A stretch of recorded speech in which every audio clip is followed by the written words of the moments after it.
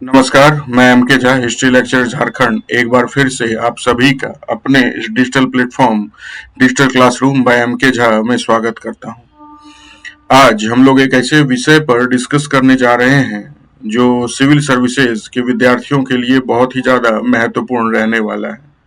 जैसा कि हम सभी को पता है कि सिविल सर्विसेज परीक्षा में उत्तर लेखन की तकनीक सबसे ज्यादा महत्वपूर्ण हो जाती है और सभी विद्यार्थी के अंदर ये एक संशय की स्थिति बनी रहती है कि आखिर किस प्रकार से एक आदर्श उत्तर लिखा जाए। तो आज हम लोग इस कक्षा में ये बतलाने का और समझाने का प्रयास करेंगे कि एक आदर्श उत्तर किस प्रकार से लिखा जा सकता है, उसमें किन किन बिंदुओं पर ध्यान देने की आवश्यकता होती है और किस प्रकार हम एक ऐसा उत्तर लिख सकते हैं जो कि मूल्यांकन करता हमें एक अच्छा नंबर देने के लिए मजबूर हो जाए।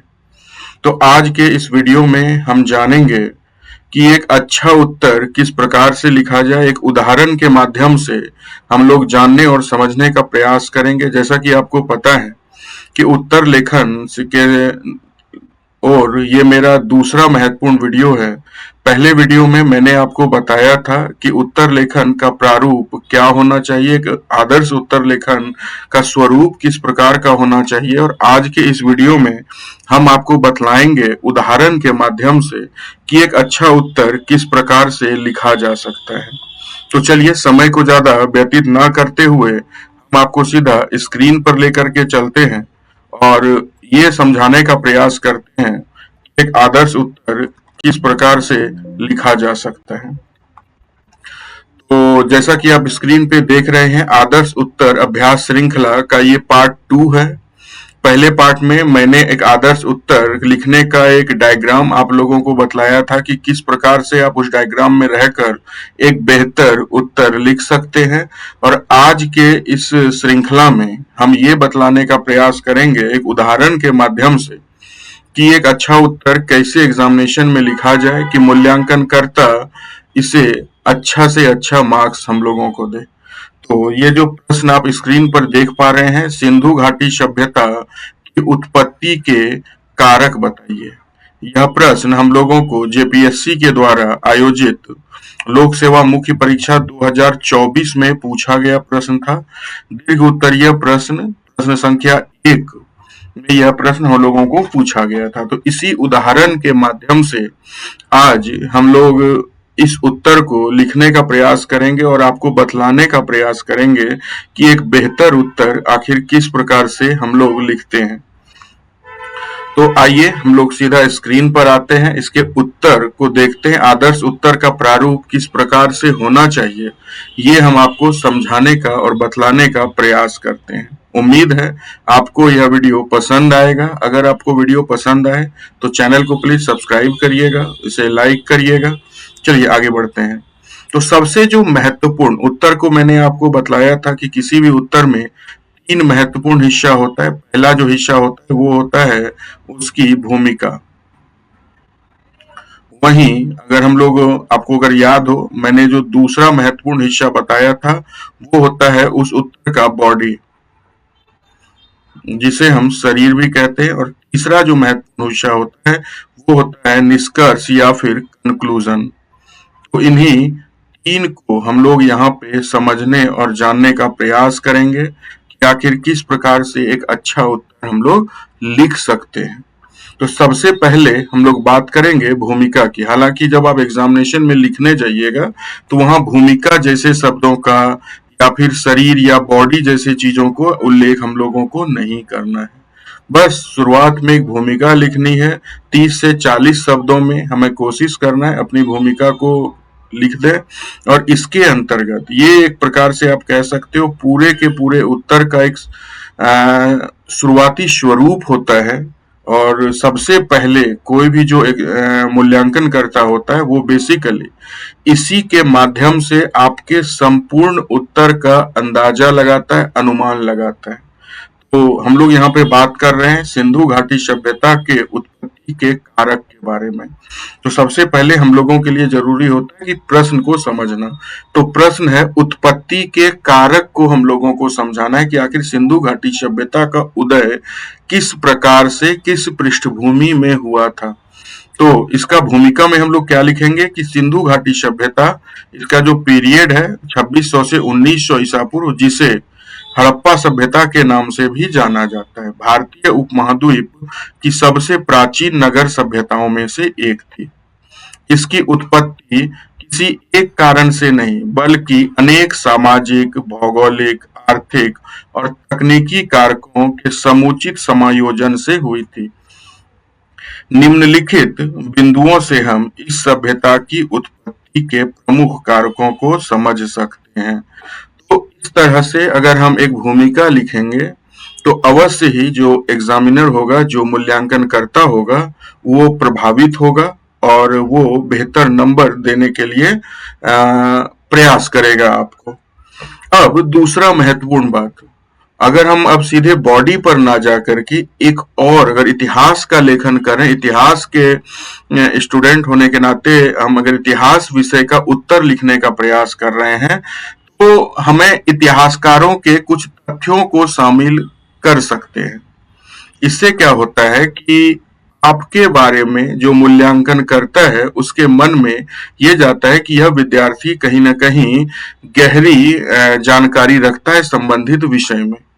आप के उत्तर को आप एक प्रकार से कह सकते हो गहराई प्रस्तुत करते हैं अगर आप कुछ इतिहासकारों के तथ्यों को अपने उत्तर में शामिल करते हैं। तो हमें यह प्रयास करना है कि अपने उत्तर में कुछ महत्वपूर्ण इतिहासकारों के अगर कोई तथ्य है, अगर आपको याद आ रहे हैं, हालांकि आप स्किप भी कर सकते हैं इस हिस्से को, अगर आपको याद आ रहा है तो आप उसे मेंशन कर सकते हैं। इससे आपका क्या होगा कि उत्तर में गहराई नजर आएगा और आपको और लोगों के उत्तर से वो अलग करेगा। और यही एक मूल्यांकनकर्ता किसी को अधिक मार्क्स देता है, किसी को कम, कोई आपका जनरल मार्किंग के अंतर्गत चला जाता है और कोई बेहतर प्रदर्शन कर देता है।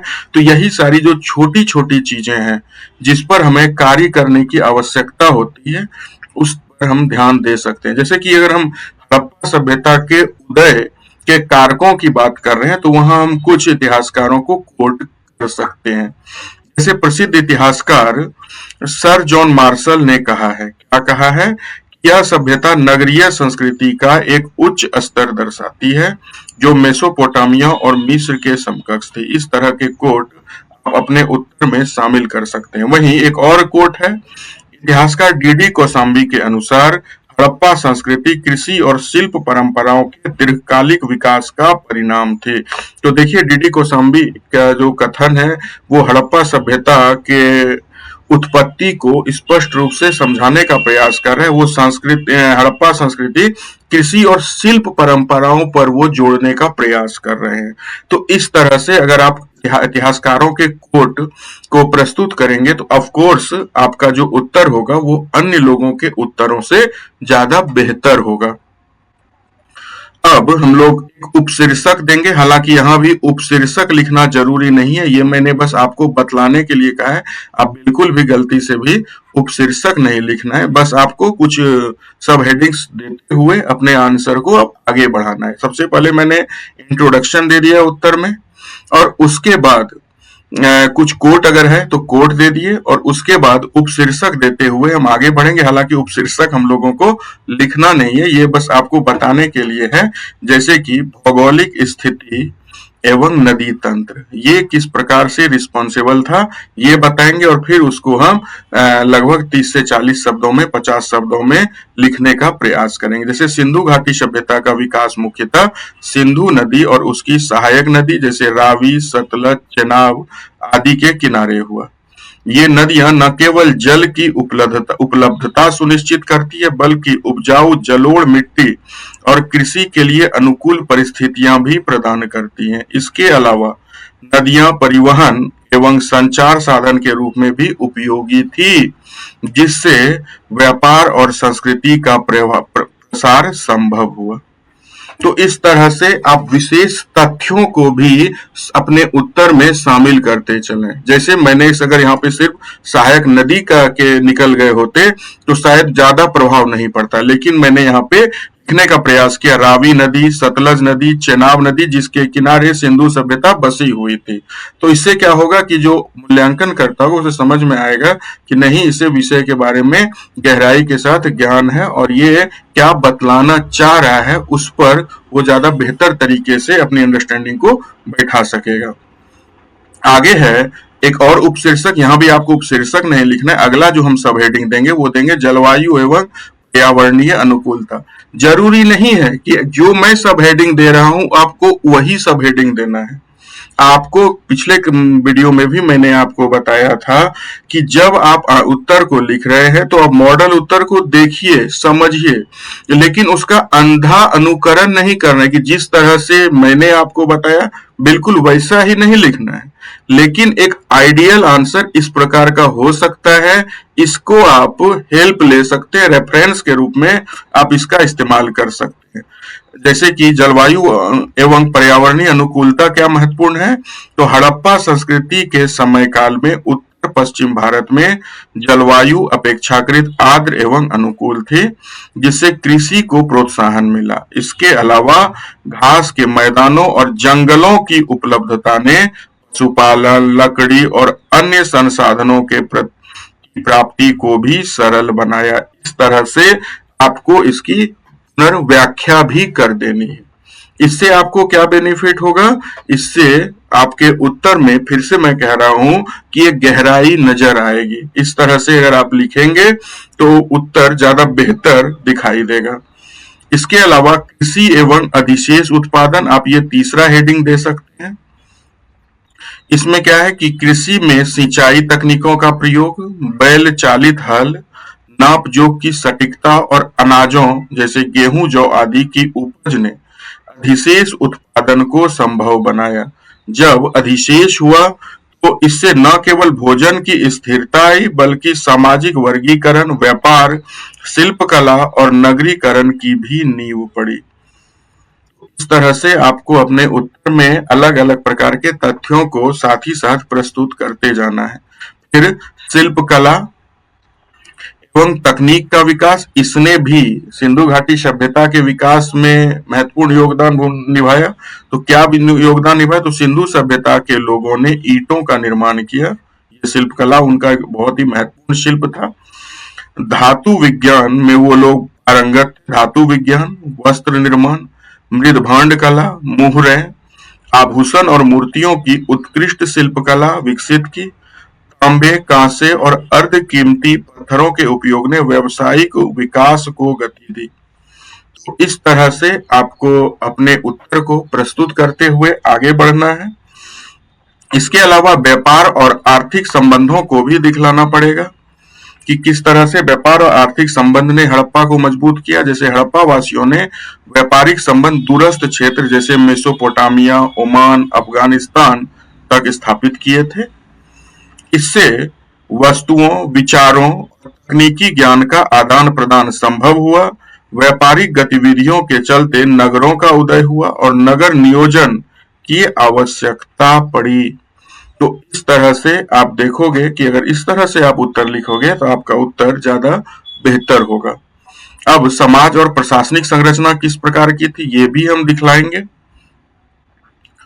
तो समाज और प्रशासनिक संरचना, तो एक संगठित प्रशासनिक व्यवस्था का संकेत कहां से हम लोगों को मिलता है, तो नगर नियोजन से मिलता है, जल निकासी की व्यवस्था से मिलता है, समान आकार की ईंटों से मिलता है, वजन और माप की एक रूपता से मिलता है।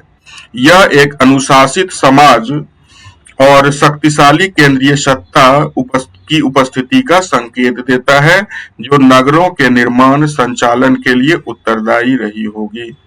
तो इस तरह से आपको अपनी बातों को बिल्कुल स्पष्ट भाषा में, बहुत ही ज्यादा दुरूह शब्दों का प्रयोग हम लोगों को अपने उत्तर में नहीं करना है। बिल्कुल एक आसान भाषा में हम अपनी बातों को रखेंगे, लेकिन परफेक्टली रखेंगे, है ना। घुमा फिरा के बातों को नहीं रखना है, स्पष्टता के साथ अपनी बातों को रखते हुए चलना है। इसके अलावा सांस्कृतिक समन्वय की बात यहाँ पे हम लोग कर सकते हैं।